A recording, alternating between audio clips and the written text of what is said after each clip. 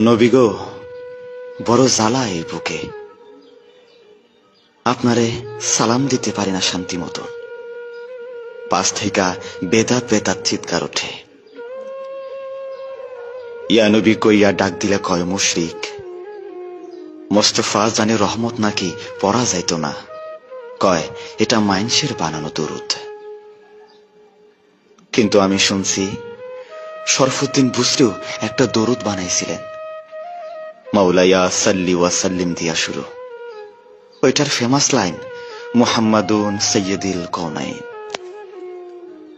শুনছি এইটা লেখার পর আপনি তারে দর্শন দিছিলেন, গায়ে হাত বোলাইয়া রোগ সারাইয়াছিলেন। যাইবার কালে দিছিলেন একখান চাদর, প্রেমের নিদর্শন। পাকিস্তানের খাজা চৌরভিত পুরা ৩০ পারা দরুদ লেখা হইছে।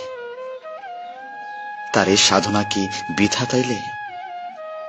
এই প্রেমের কি কোনো দাম নাই আপনার কাছে?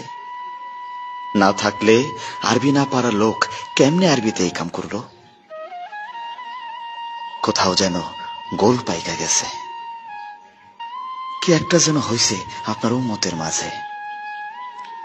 কোন এক চক্র যেন খুব গভীরভাবে তাগো বুক থেইকা আপনারে সরাইতে মরিয়া হইয়া কাজ করতেছে শত বছর ধইরা।